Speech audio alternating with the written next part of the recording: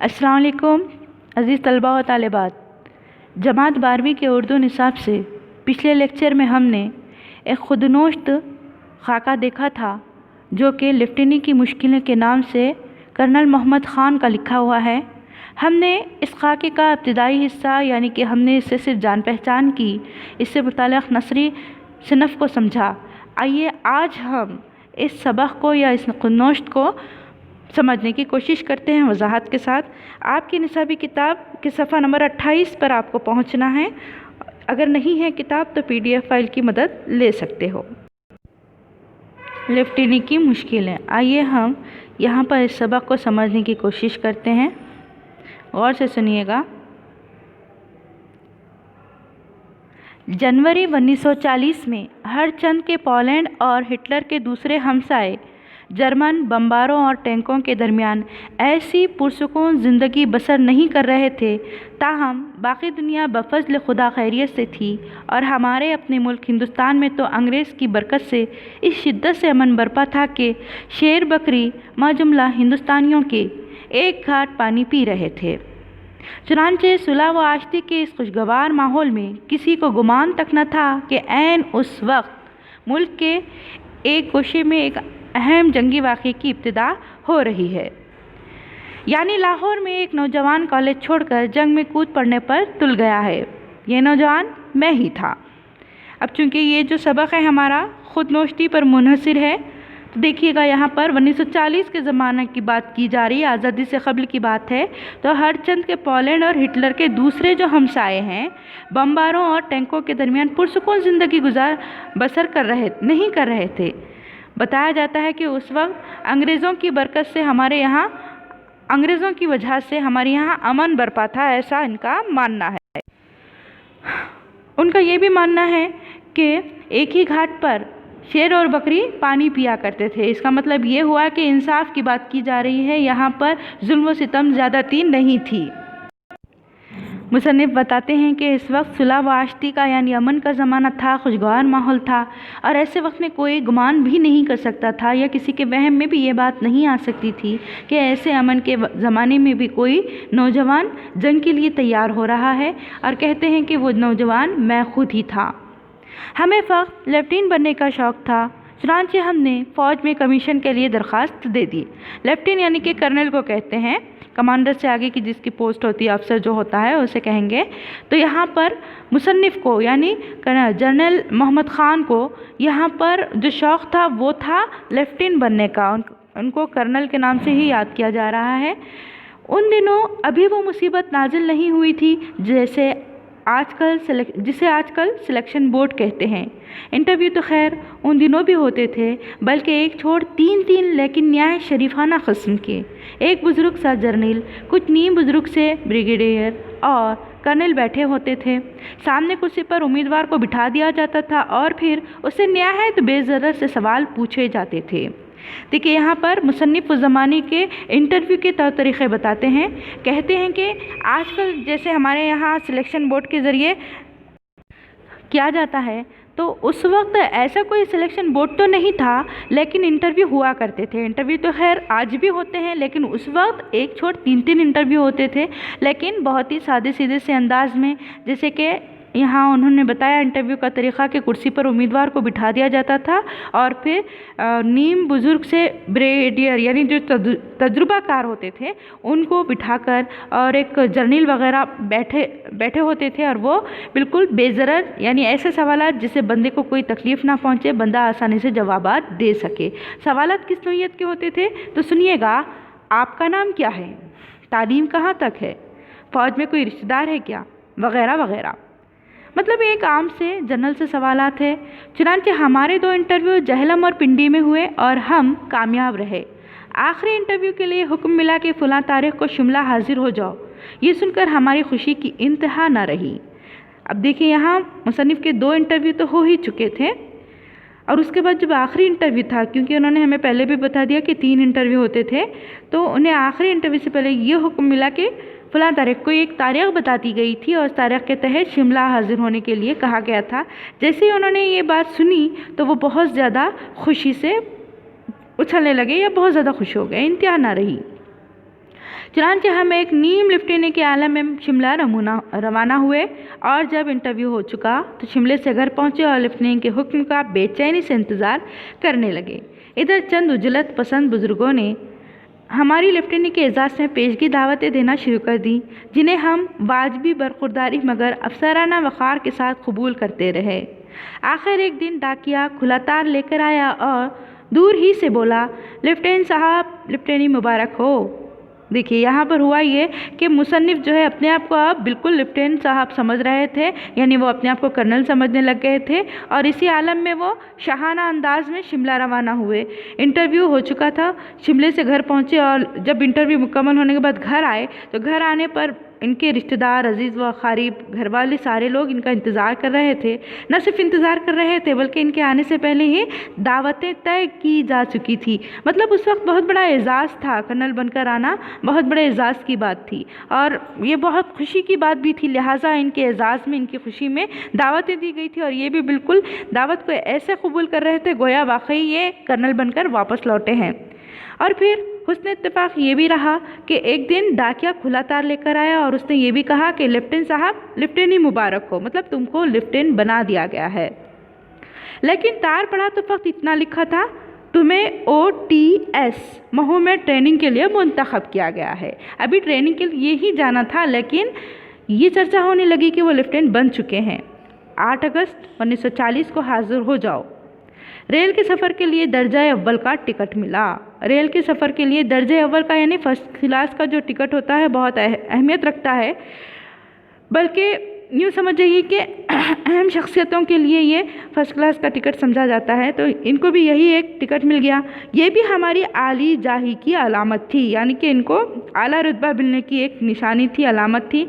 Ticket देखने वाले डब्बे में दाखिल होते तो सर कह के ख़ताब करते, मतलब इनको बहुत आला मर्तबा दिया गया था। वो टिकट मिलने के बाद उनको यूँ लगने लगा गोया कि मैं बहुत आला मकाम पे, आला ओहदे पर पहुंच चुका हूं। और उस डब्बे में जाते वक्त जो लोग भी इनसे मिलते तो वो सर कहकर मुखातब करते, यानी इनकी इज़्ज़त अफ़ज़ाई होती थी। खुदा जाने उन्हें कैसे महसूस हो जाता कि ये आम आदमी नहीं, लेफ्टिनेंट हैं। बहरहाल हम इनसे वही सलूक करते जो एक अफसर को दरमियाना दर्जे के सरकारी मुलाजिम से करना चाहिए और इत्तेफाक राय इस बात पर हुआ कि मामूली फ़र्क है। चुनांचे रतलाम और महू के दरमियान हमारा मिजाज अर्श मौला से कुछ ही इधर था।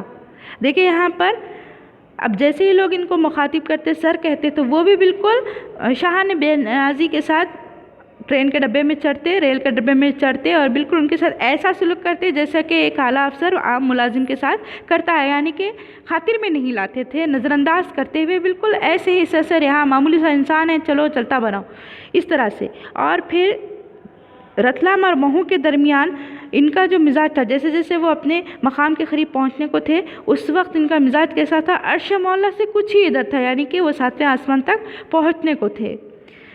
आखिर महू का स्टेशन आ गया। तौक़ीद थी कि हमारे इस्तकबाल के लिए फ़ौज का दस्ता आएगा, बैंड होगा, मोटरें होंगी जिनके ड्राइवर हमारे लिए दरवाज़ा खोलेंगे और बाअदब बामुलाहिज़ा हमें अपने बंगलों तक पहुंचा देंगे। लेकिन देखो तो यहाँ का बंदोबस्त किसी कदर मुख्तलिफ नज़र आया। देखिए अब यहाँ पर मुसन्निफ़ को अब ट्रेनिंग के लिए जा रहे हैं और उनको यूँ लगने लगा गोया हम कर्नल बन ही चुके हैं, बस थोड़ा सा फ़र्क है, ट्रेनिंग लेने और कर्नल बनने में बहुत थोड़ा सा फ़र्क रह गया है, ये सोच रहे थे वो। और उसके बाद उन्होंने ये भी सोचा था कि हम अपने मकाम पर जब पहुँचेंगे तो हमारा इस्तकबाल बैंड बाजी से होगा, हमारे इस्तकबाल में कई सारी मोटरें होंगी और उनके ड्राइवर हमारे लिए दरवाज़ा खोलेंगे और हमें बाहिफाजत बंगलों में पहुँचा देंगे। लेकिन ऐसा नज़र नहीं आया, बल्कि यहाँ पर थोड़ा सा मुख्तलिफ फ़र्क था। इस्तकबाल के लिए आदमी तो थे, लेकिन इनमें ऐसी वाफर आदमियत ना थी। वाफर आदमियत दरअसल यहाँ पर क्या किया गया है, एक तरह ताना दिया गया है। वाफर आदमियत नहीं थी का मतलब क्या है, ताना देकर कहा गया कि इंसानियत नहीं थी। आदमी तो थे लेकिन बेमुरवत किस्म के आदमी थे।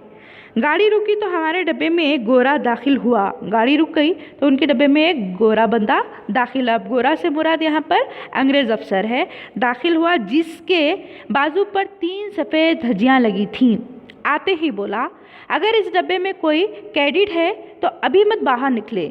देखिए यहाँ पर वो जो गोरा बंदा था वो आया और आते ही बारोब अंदाज में कहने लगा कि अगर इस डब्बे में कोई कैडिट है, कैडिट का मतलब यहाँ पर कैडिट, देखिए यहाँ पर लफ्ज़ कैडिट दिया गया है, इसका मतलब होता है ज़ेरे तरबियत फ़ौज या पुलिस का नौजवान, यानी ऐसा बंदा जो अभी तरबियत हासिल कर रहा है। पुलिस का नौजवान भी हो सकता है या फ़ौजी बंदा भी हो सकता है। हाँ, तो देखिए यहाँ पर हम बैठ तो गए, लेकिन इस गोरे की ज़बान बेहद खुरदुरी थी, बेहद खुरदुरी। खुरदुरी का मतलब यहाँ पर बेमुरवत जैसा अंदाज़ था, उसका तल्ख़ ज़बान थी, बहुत ज़्यादा जो मुँह में आता बक दिया करता था। अलावा जी कैडेट का लफ्ज़ सुनकर कुछ तशवीश सी हुई कि हमसे कोई धोखा तो नहीं हो रहा। लेफ्टिन तो लेफ्टिन हुआ, ये कैडेट क्या जिन्स है। देखिए यहाँ पर वो कर्नल बनने के ख्वाब देख रहे थे, मुसन्निफ़ कर्नल बनने के ख्वाब देख रहे थे और बस उन्होंने अपने आप को कर्नल समझ ही लिया था। अब जब वो बंदा जो गोरा बंदा था, यानी अंग्रेज़ का बंदा था, अंग्रेज़ बंदा था, तो उन्होंने आते ही जैसे कहा कि यहाँ पर इस डिब्बे में कोई कैडेट है, तो वो यहीं पर खड़े रहे। तो यहाँ पर उनको बहुत ज़्यादा शिद्दत से एहसास होने लगा कि कहीं हमारे साथ कोई धोखा तो नहीं दिया गया, क्योंकि वो कर्नल की ट्रेनिंग के लिए जा रहे थे और ये फ़ौजी तरबियत की ट्रेनिंग, मतलब उनकी समझ नहीं आ रही थी ये बात। फिर उनको यूँ लगा तो लेफ्टिन होता है और ये कैडेट कौन सी जिन्स निकल आई है। चुनांचे हमें ज़रा पुख्ता सा शुबा होने लगा, इन अंग्रेज़ों ने लेफ्टिनी से विस्ल की कुछ खुफिया शर्तें भी ठहरा रखी हैं जिनसे हमें पहले आगाह नहीं किया गया। अब यहाँ पर मुसन्निफ़ को एक बात का यकीन होने लगा था, वो यकीन ये था, उनको यूँ लगा कि लेफ्टिनी से विस्ल की कुछ खुफिया शर्तें हैं। लेफ्टिनी से विस्ल का मतलब ये है, लेफ्टिनी का जो ओहदा होता है कर्नल बनने से पहले, कर्नल का ओहदा मिलने से पहले, विस्ल के माने मुलाकात के वो होते हैं, मिस्ल के माने मिलने के होते हैं। तो यहाँ लेफ्टिनी से विस्ल की कुछ खुफिया, इसका मतलब ये हुआ लेफ्टिनी का ओहदा मिलने से पहले कुछ मज़ीद शर्तें रखी हुई है जिनसे इन्हें आगाह नहीं किया गया। यानी कि वो ट्रेनिंग से पहले जो इनको जिस नाम से बुलाया जाता है या जिस तरह का इनको ट्रीट किया जाता है, ओहदा दिया जाता है, उसको कैडेट कहते हैं। ऐसा अब इन्हें समझ आने लगा था। जब स्टेशन दूसरे मुसाफिरों से खाली हो गया तो गोरा फिर आया और अचानक चिल्लाया, सब कैडेट मेरे सामने कतार में खड़े हो जाएं। देखिए यहाँ पर जैसे ही स्टेशन जो है मुसाफिरों से खाली हो गया तो वो गोरा बंदा आकर फिर से ज़ोरदार आवाज़ में कहने लगा कि सारे कैडेट मेरे साथ सामने खड़े हो जाएं कतार बना करके। हमने किसी कदर हैरानी से एक दूसरे को देखा और कुछ बेदिली से कतार भी बना ली। फिर चीखा, दाएं से 1 2 3 बोलो। देखिए यहाँ पर उसने क्या किया, दाएं तरफ से 1 2 3 इस तरह से बोलने के लिए उसने, क्योंकि ये फ़ौजी तरबियत जब दी जाती है या पुलिस को जब ट्रेनिंग दी जाती है, पुलिस वालों को जब पुलिस बनने से पहले ट्रेनिंग दी जाती है, तो इस तरह से गिनती उनसे गिनवाई जाती है, ये ट्रेनिंग का उनके एक हिस्सा है। तो उन्होंने जब यहाँ पर चिल्लाते हुए कहा कि दाएं से 1 2 3 बोलो, हमने हुक्म की तामील तो की, लेकिन महसूस हुआ कि ये सलूक हमारी शान के शाया नहीं। मतलब इस तरह से गिनना, आवाज़ें लगाना 1 2 3 या 1 2 3 इस तरह से कहना उनकी शान के ख़िलाफ़ है, क्योंकि वो तो कोई फ़ौजी बंदे थे नहीं, कोई पुलिस के इंटरव्यू के लिए नहीं गए थे, ना ही पुलिस की ट्रेनिंग के लिए गए थे, वो तो कर्नल बनने गए थे। फिर इस तरह का सलूक उनके लिए शाया निशान नहीं था। आखिर हम रंगरोट तो थे नहीं जो ख़तारें बनाते फिरते या गिनती शुरू कर देते। रंगरोट, यहाँ एक लफ्ज़ आया है रंगरोट। रंगरोट का मतलब होता है वो सिपाही जो आमोज़ हो, यानी अभी फ़ौज में भर्ती हुआ हो, उसको क्या कहते हैं, रंगरोट। याद रखिएगा, उसको कहते हैं रंगरोट, जो अभी भर्ती हुआ हो फ़ौज का नामोज़ सिपाही। तो अब जब वो अभी आता है ना, उसके जहन में ये सारी चीज़ें, यानी ट्रेनिंग अभी होती है उसकी, तो इसलिए सारी बातें उसके जहन में होती है। तो उनको ये बात बुरी लगने लगी, हम कोई ऐसे बंदे तो है नहीं जो गिनते फिरे। बहरहाल हमें 3 टोलियों में तकसीम किया गया और फिर वही गोरा बोला, बाहर 3 ट्रक खड़े हैं, हर टोली एक ट्रक में सवार हो जाए। हमें यकीन हो गया कि ज़रूर कोई गलतफहमी हुई है, कुछ भी हो हमें ट्रकों में ले जाना शदीद गलती बल्कि बेअदबी है। मोटर कारें होना चाहिए थीं, मगर सोचा कि इनसे उलझना हमें ज़ेब नहीं देता। चुनांचे हमने खुलियों को आवाज़ दी कि हमारा सामान ट्रकों में ही रख दें। देखिए यहाँ पर मुसन्निफ़ को एक बात बहुत बुरी लगने लगी थी, बहुत एहसास होने लगा था शिद्दत के साथ कि शायद हमारी गलतफहमी भी हो, या फिर वो बंदे जो गोरा बंदा आया है उसको शायद हमसे गलतफहमी हो रही है। चाहे जो भी हो, ये तो हमारे लिए बेअदबी वाली बात हो गई, हमारे लिए ये ज़िल्लत व रुसवाई वाली बात हो गई कि हमें कहाँ बिठाया जा रहा है, ट्रकों में बिठाया जा रहा है। उसने कह दिया था गोरे ने कि बाहर 3 ट्रक खड़े हैं, उसमें जाकर एक एक टोली बैठ जाए। ये बात इनको अच्छी नहीं लग रही थी, नागवार महसूस हो रही थी। उन्होंने ये सोचा कि इस तरह से ट्रक में बिठाना गोया के बेअदब करने के बराबर है, बेअदबी करने के बराबर है, हमें तो मोटर कार में बिठा कर ले जाना चाहिए था। लेकिन उन्होंने साथ ये भी सोचा कि इनसे उलझना हमारे शान नहीं है या हमें ज़ैब नहीं देता। लिहाजा उन्होंने क्या किया, अपना सामान उठाने के लिए खुली को आवाज़ दिया। खुली वो बंदे जो सामान उठाते हैं, वो मज़दूर होते हैं। हमारा ये कहना था कि गोरा गरज कर बोला। अभी जैसे ही यहाँ पर मुसन्निफ़ ने खुली को आवाज़ दी कि उठाकर सामान ट्रक में रख दो, ये सुनते ही वो जो गोरा था, वो गोरा ऑफिसर फ़ौरन गरज कर गुस्सेली आवाज़ में कहने लगा, क्या कहा खुली? तुम फ़ौजी स्कूल में आए हो, अस्पताल में नहीं। अपना सामान खुद उठाओ, ट्रक में ला दो और ऊपर बैठ जाओ या खड़े रहो, समझे? जैसे ही यहाँ पर मुसन्निफ़ ने अपने सामान को खुली के ज़रिए उठवाना चाहा, वो अंग्रेज़ अफसर बहुत ज़्यादा डांट डपट करने लगा, गुस्से से कहने लगा कि क्या तुम खुली का इस्तेमाल करोगे? तुम फ़ौजी स्कूल में आए हो, यहाँ पर आने का मतलब अपना काम खुद करना, अपना सामान खुद उठाना है और यहाँ पर खुद मेहनत करना है। लिहाजा तुम अपना सामान उठाओ, ट्रक में रखो, अब उस पर चढ़कर बैठ जाओ या फिर खड़े रहो, जैसे भी, क्योंकि ट्रेनिंग ये मशक्क़त वाली होती है, मशक्क़त की ट्रेनिंग होती है। लिहाजा यहाँ आराम करना या अपना काम दूसरों से करवाना, इसकी गुंजाइश ही नहीं होती।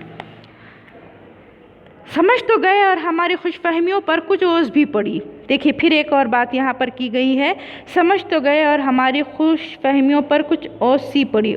यहाँ पर खुशफहमियाँ ठंडी हो गई। ओस पड़ना यानी कि यहाँ खुशफहमियाँ मांद पड़ गई कि अब हम कर्नल है और हमारी बहुत पजीराई होगी, हमें बहुत इज्जत दी जाएगी, हमारे काम हाथों हाथ किए जाएंगे। ये सब जो भी उनके ख़यालात थे, ये सब के सब ठंडे हो चुके थे। लेकिन हम सब ने हत्तुल मक़दूर, देखिए एक और लफ्ज़ आया है हत्तुल मक़दूर। हत्तुल मक़दूर के माने होते हैं कुछ हद तक, जहाँ तक मुमकिन हो सके, कुछ हद तक जलाल में आकर, जलाल के माने होते हैं गुस्से के, जलाल में आकर इस बेअदब को गहरे और मुत्तफ़िक़ा गुस्से से देखा, गज़ब से देखा और खड़े खड़े फ़ौजी ज़िंदगी का पहला फ़ैसला कर डाला। देखिए यहाँ पर अब उनको ऐसा लगने लगा था गोया इनकी रुसवाई की जा रही है, गोया इनकी बेइज्जती की जा रही है। तो ये बात जैसी उसने कही कि अपना सामान खुद उठाओ, ट्रक में रखो, उस पर बैठो या खड़े हो जाओ, लेकिन अपना काम खुद करो, खुली को मत लो, तो ये बात उनको नागवार हुई। उन्होंने ये सोचा कि यकीनन अब हम जब बनेंगे ना कर्नल तो हम इसको सज़ा देंगे, और ये सोचते हैं वो अपने आप को यूँ महसूस करने लगे कि हमने अपनी ज़िंदगी का पहला फ़ैसला कर ही डाला। जो ही लिफ्टन हो गए, इस गुस्ताख गोरे का कोर्ट मार्शल कर देंगे। इस दिलहराना फैसले पर हर तरफ से मरहबा की सदा उठी। मतलब सारे बंदे ही तपे हुए थे, सारे जितने इनके साथी थे उस वक्त, वो सब के सब इस बात को नागवार महसूस कर रहे थे। और जैसे ही गुस्से की नज़र से सब ने यहाँ पर उस अंग्रेज़ अफसर को देखा, और देखते ही देखते पता नहीं सबने दिलों में क्या सोचा, लेकिन शायद इन्होंने किसी से यूं ही सरसरी अंदाज में कहा होगा कि हम जब भी कर्नल बनेंगे या लेफ्टिनेंट बनेंगे, इस बंदे का कोर्ट मार्शल कर देंगे। जैसे ही ये दिलहराना फ़ैसला उन्होंने सुनाया तो हर जगह से इनकी तारीफ़ें होने लगी। मरहबा की आवाज़ें या सदा बुलंद हुई का मतलब ये है कि सब इनको वाह वाह करने लगे। इस वक्त हम कोर्ट मार्शल को मार्शल लॉ का करीबी रिश्तेदार समझते थे। कोर्ट मार्शल को मार्शल लॉ का करीबी रिश्तेदार समझते थे। मुसन्निफ़ को ये भी नहीं पता था कोर्ट मार्शल किसे कहते हैं, मार्शल लॉ क्या होता है, लेकिन वो दोनों एक दूसरे के रिश्तेदार हैं ऐसा उनको लगता था। और इसी लिए वो ये सोचने लगे जैसे ही हम लेफ्टिनेंट बनेंगे सबसे पहले इस अफसर को सज़ा देंगे और सबसे ज़्यादा इस पर सख्ती भी करेंगे। तो इंशाल्लाह अगला लेक्चर हम फिर और अगले हिस्से के साथ हाजिर होते हैं। अगले लेक्चर में अगला लेक्चर फिर लेंगे इंशाल्लाह। तब तक के लिए आप ये सबक पढ़िए, खुद नोट को यहाँ तक एक मरतबा पढ़िए, मुश्किल अल्फाज को समझने की कोशिश कीजिए। फिर मिलते हैं, तब तक के लिए अल्लाह हाफिज़।